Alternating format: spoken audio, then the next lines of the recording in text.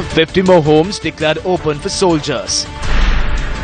Political and business mafia behind the coal transactions. දේශපාලඥයෝ වටලා තියෙන දැවැන්ත බලගතු මාෆියාකාරයෙක්. මේ හරහා ක්‍රියාත්මක වෙනවා. Bribery Commission files case against Sajin Divaskunavardhana. 2 others arrested over Nama Rajapaksa's transaction. Tensions flare in Thabova as locals raid jeep transporting a suspect.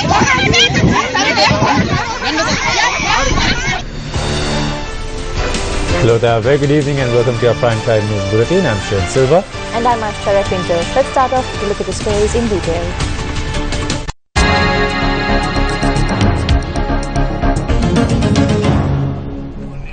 Another 50 houses were built for the war veterans of the country, represented by President Maithripala Sirisena. These houses were built for the soldiers that fought valiantly and made the ultimate sacrifice on behalf of the motherland. To mark the presentation of houses to the soldiers, the President presented keys to house owners at the Presidential Secretariat. Several persons, including State Minister of Defence Ruwan Wijewardena, the Defence Secretary and military officers were present at the occasion. Energy experts say that a business and political mafia is continuing to steer Sri Lanka into an era powered by coal. A massive debate has arisen in the country over an alleged loss of $4.8 billion caused to the country by the transaction to purchase coal for the Norachile coal power plant. By going ahead with a faulty plan, the country will incur losses. The country wouldn't have had to incur millions and billions of rupees in losses if the coal is being purchased at the correct price. In 2013 and 2014, the country incurred a loss of 4.2 billion rupees, which means they have paid a much higher price for the coal to be shipped here. They have paid over $40 per metric ton. This includes the shipment fees and the agent's commission. Moreover, when you set aside the amounts payable to Lanka Coal Company, it adds up to another massive sum. This is something which cannot be understood. මොනතරම් හජ්‍යම් පෙල්ලුණත් අර දේශපාලඥයෝ වෙනස් වුණාට No matter how many governments topple and no matter how many politicians change, the experts and those advise these people don't change. So the functions of these processes remain the same. Their advice is strong enough to even topple a government and drown political decisions. Why are we continuing to push this to an extent where it could cause environmental destruction? We are seeing signs that decisions are being made by selfishly thinking only of their own stomachs. Certain businessmen and politicians have a group of powerful mafias up their sleeves. These are the same people who drive this coal mafia. මාපියාවන් මේ හරහා ක්‍රියාත්මක වෙනවා. The President agreed at the Paris summit that this would not be done. Minister Champika also has a 10-year policy, a policy which would enable a complete shift to renewable energy by 2030. So this is the government's policy. The Ceylon Electricity Board is a government establishment. So how can the CEB go against the government's decision? They have no right whatsoever to even talk about coal. Energy experts say that a study has revealed that nearly 1,250 kilograms of mercury had been released into the environment from the Norachile coal power plant in 2015. They opine that a microgram of mercury is enough to cause severe health hazards. Therefore, they recommend that the country resort to its own resources as an alternative measure. There is a deposit of thorium which could be found in the seas of Beruwala. This is being eyed by brokers from China, Singapore and India. So first and foremost, we must protect this resource. During the last 3 to 5 years, there has been a study conducted with regard to a thorium nuclear power plant.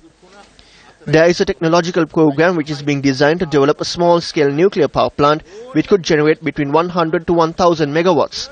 So then we have gas, we have thorium, and we have a complete wind belt on land and sea which could generate up to 50,000 megawatts of power from Putlam to Jaffna. We technically do not have an issue concerning energy in the country if we used our energy resources methodically.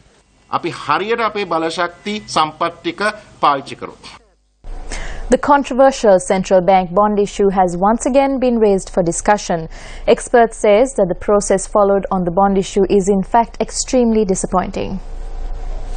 Although Arjuna Mahendran was not given a new contract as the governor of the central bank, the fact remains that on the first bond, approximately 1.8 billion to 2.5 billion was lost. On the second bond, which was done about a year later, 2.7 billion was lost. We have the Auditor General's report confirming the losses on the first bond. We also have a situation which is really anomalous, in which, in spite of these actions of the Governor of the Central Bank, it later transpires that the Governor of the Central Bank at the time, Mr. Mahendran, said that he was acting on the instructions received by the Prime Minister, Ranil Wickremesinghe. And in spite of these matters which cost the country and its people so much of money, today we have a situation where Arjuna Mahendran is an advisor to the Prime Minister and is said to be heading an agency coming under the Prime Minister's ministries. This is an unacceptable situation.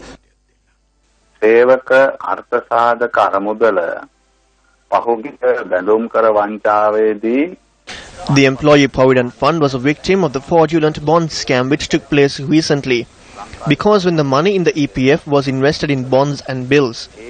But the Employee Provident Fund can directly derive the investments from the bond market, debentures market and treasuries bill. Such things took place, but during former Governor Arjuna Mahendran's tenure, the investments made through the loans obtained from the Employees Provident Fund was aided by the secondary market and not from the primary market. The senior deputy governor who is connected to this, Mr. Samarasuri, is still within the CBS cell. He is still providing his services as the advisor to the EPF. Until those people are holding those positions, we will not be able to find out the truth or take legal action. It isn't enough that the governor of the Central Bank of Sri Lanka was sent somewhere else. All officials involved in these transactions should be punished. There should be intervention to rectify the fraud that took place. The primary task of the present governor is to protect the EPF, which belongs to the working people of this country.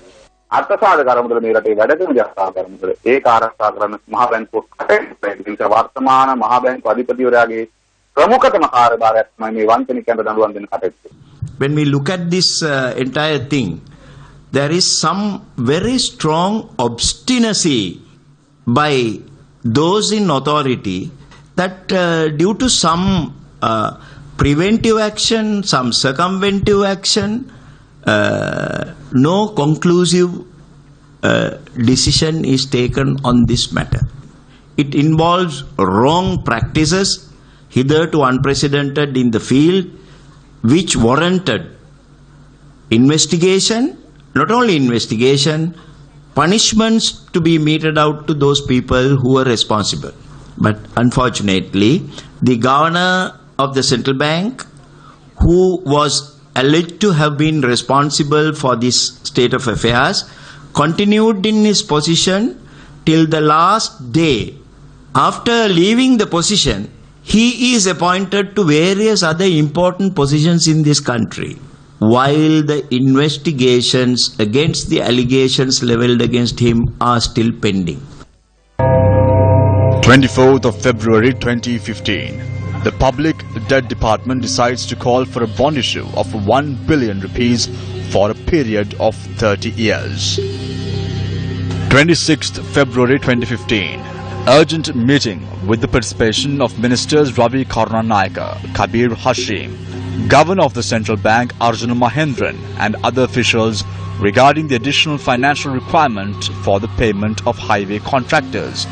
Incidentally, the chairman of the United National Party, Malik Samar Vikrama, who was not an MP nor a minister, was present at this meeting.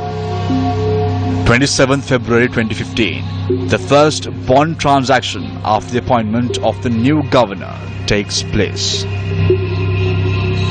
8th March 2015, details of the controversial CBSL bond issue comes to light.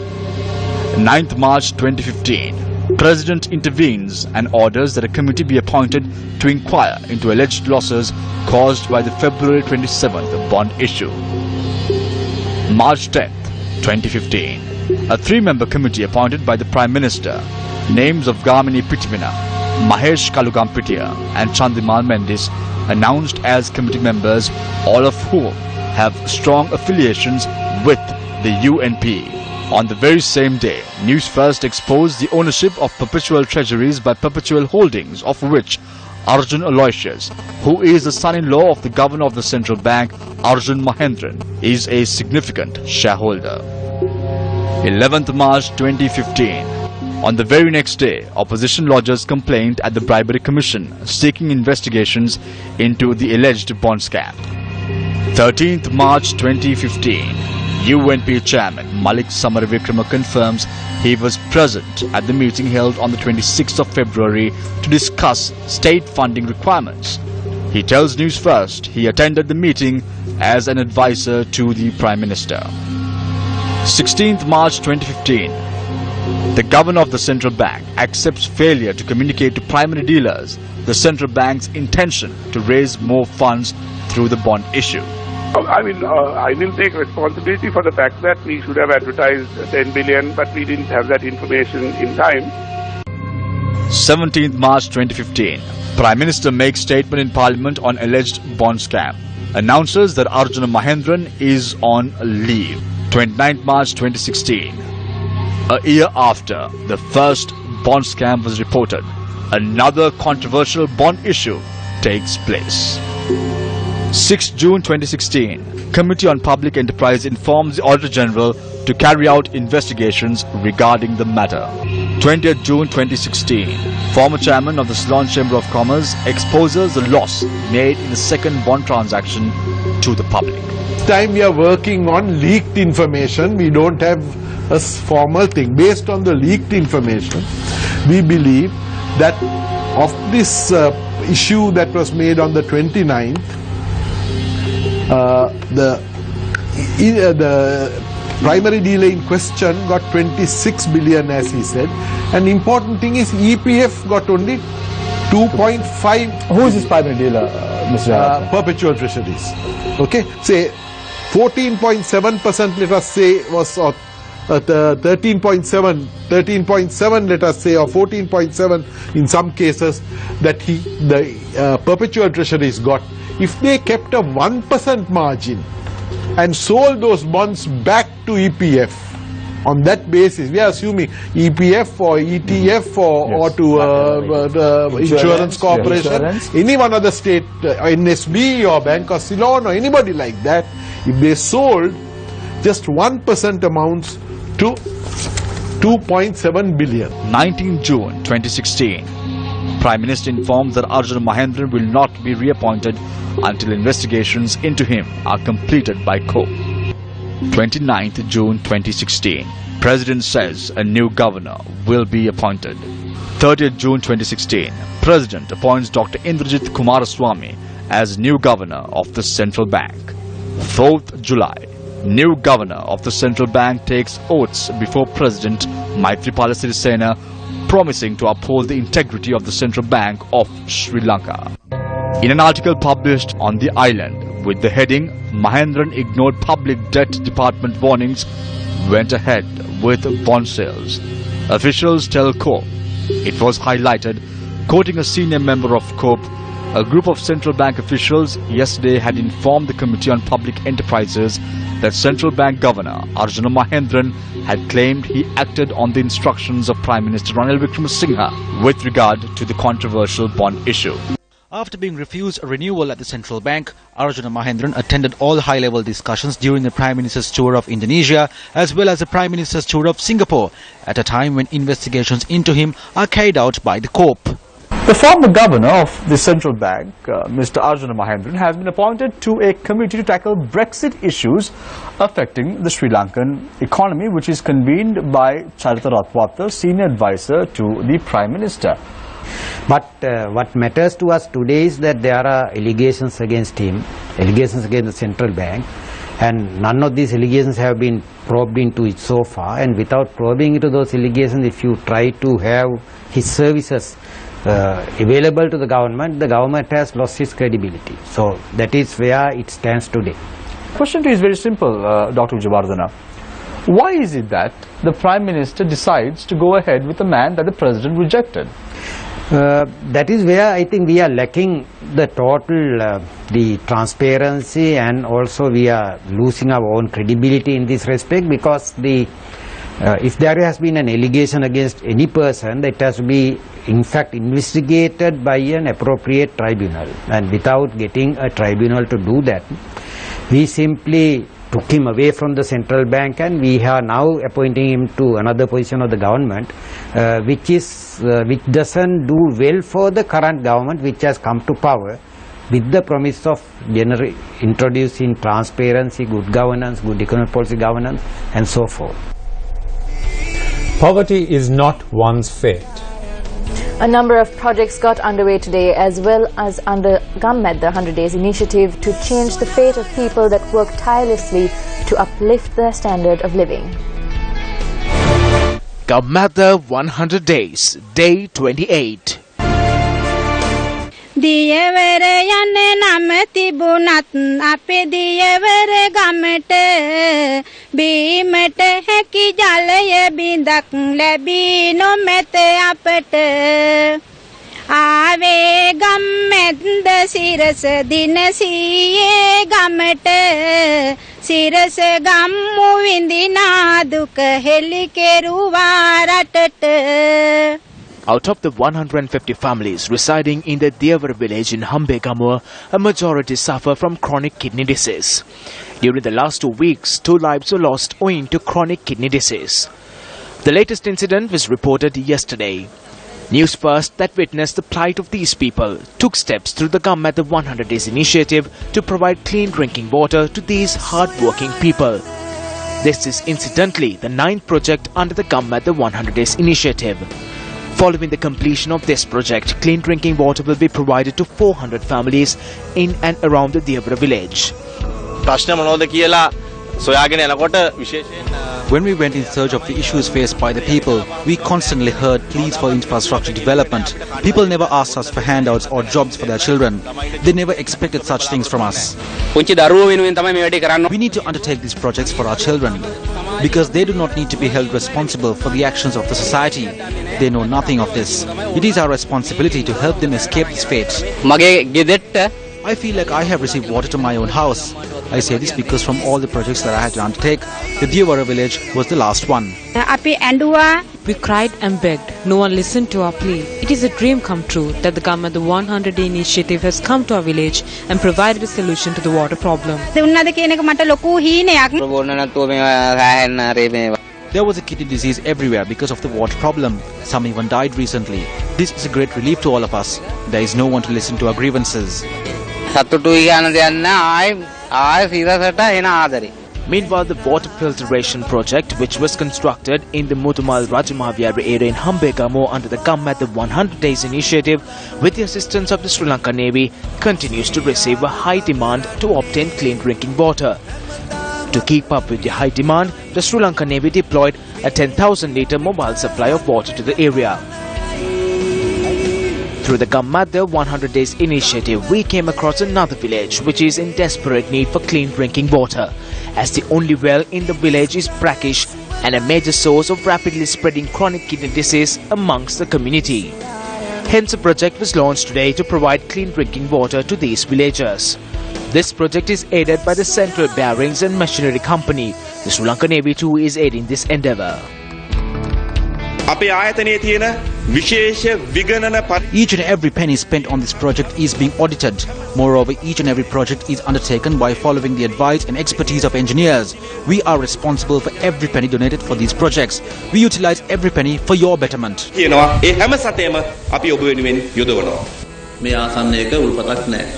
I believe that this endeavour undertaken by the Sirasa Media Institution is a great initiative. It cannot be summed up by words. I made several requests to provide clean drinking water to this village. However, we were unable to undertake this task. The politicians who come to your village looking for votes have broken your promises on several occasions. Think about this day. If you can trust us in our strength, then together as one, we all can put an end to our issues.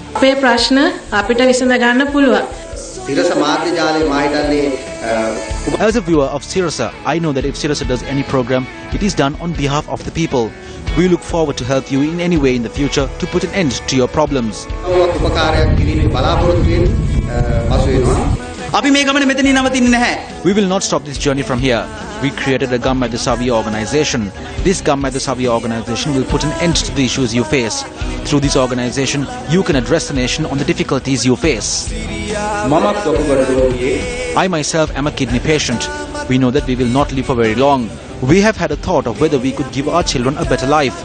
Today we are happy to know that the thought has become a reality.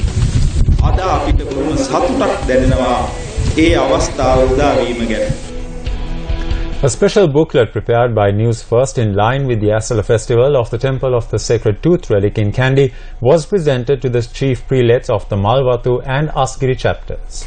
The Sirasanamami booklet was edited by K. Migahakumra of the Department of Buddhist Affairs and the Temple of the Tooth Relic. The booklet carries a great deal of information about the Temple of the Sacred Tooth Relic and the Asala Perahera. Preparations have been made to distribute the booklets free of charge tomorrow in line with the Asala Perahera. The main sponsor of this initiative is Kevilton Electrical Products Private Limited. The Newsfirst team presented the booklet to the chief prelate of the Asgiri chapter of the Siam sect, Venerable Varakagonan Ratna Thero. The booklet was also presented to the chief prelate of the Malwadu chapter of the Siam sect, Venerable Tibbatuave Sri Sumangala Thero. During the Gamma program, we did not receive support from the relevant authorities, but with the help of the public, we got down to work.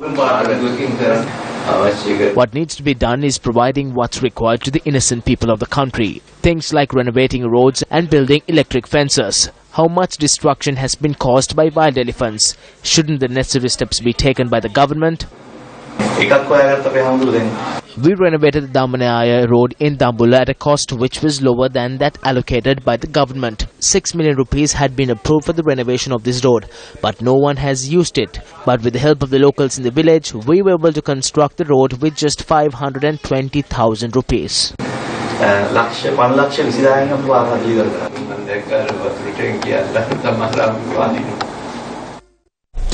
Welcome back to the news. The Commission to investigate allegations of bribery or corruption filed a case against former parliamentarian Sajin Divas Gunawardena today. The case was filed regarding an alleged financial loss of 883 million rupees caused to Mihin Lanka while Gunawardena served as Chief Executive Officer of the airline. The case was filed at the 4th Magistrates Court today. Additional Magistrate Lanka Jayaratne issued a notice stating that former parliamentarian Gunawardena should be present in court on the 20th of this month. Today, the Bribery Commission filed action against Sajin Divas Gunawardena for permitting a Singaporean company, CPL Inter Private Limited, to receive rupees 883 million for providing ground handling equipment to Mihin Lanka Private Limited. A suspect was arrested and remanded today after being questioned regarding financial transactions involving two private institutions that allegedly belong to Namal Rajapaksa. A director of one of the institutions involved in the financial transaction, Nitya Senani Samaranayaka, was arrested and remanded until the 22nd of this month. The order was issued by Colombo 4th Magistrate Lanka Jayaratne. The police FCID informed court today that another 3 suspects, including one woman, are to be arrested as well. A police jeep transporting a suspect who was arrested over a shooting in Tabor faced an unexpected dilemma today. While a body was found in the Tabor reserve recently, it was ascertained that the cause of death was murder, which was carried out with a trap gun. A relative of the victim was arrested on suspicion in connection with the murder. During interrogation, the suspect had revealed to the police that he had shot his relative by accident during a hunting trip. The police was dispatched to the location of the scene for further investigations. When the suspect was being brought back following investigations, a group including the relatives of the suspect raided the police jeep in outrage close to the victim's residence.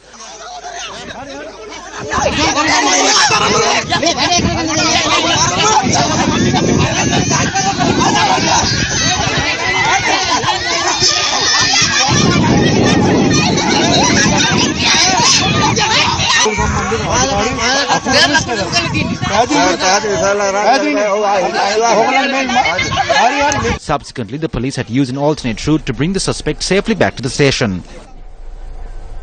Addressing a group of Chinese entrepreneurs today, Prime Minister Ranil Wickremesinghe noted that Sri Lanka occupies a prime location in the new market that will set shop in the Indian Ocean.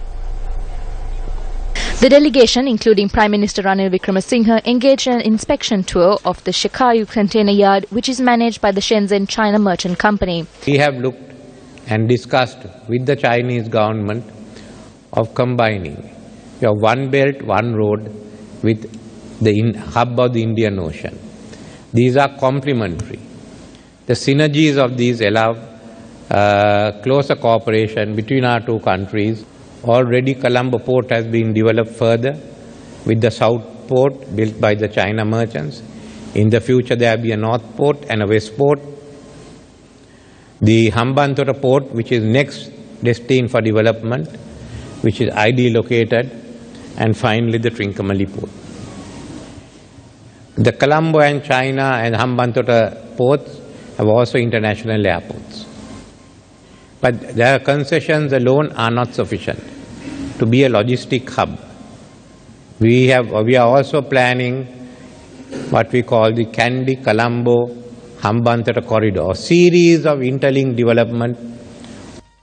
Ideas were exchanged regarding the management and operation of the Sri Lankan port and container yard, as well as how expertise could be obtained from China's only private free trade zone, which is managed by the Shenzhen China Merchant Company, so that Sri Lanka's free trade zones too could be managed and operated in a similar manner. The US Ambassador to Sri Lanka, Atul Keshav, visited Jaffna yesterday. A medical camp was opened together with the assistance of the US Army under the auspices of the US Ambassador to Sri Lanka, Atul Keshav. In 8 months, the United Nations High Commissioner for Human Rights will report on the government of Sri Lanka's progress toward implementing its reconciliation and accountability promises made in Geneva last year. We have already seen the government take positive steps with the decision to issue certificates of absence to the families of the missing and to return more land to internally displaced persons. We applaud the establishment in law of an Office of Missing Persons to help families who still grieve and seek answers. And that's a wrap of your primetime news. I'm Aishwarya Pinto. And I'm Shane Silva. Take care and good night.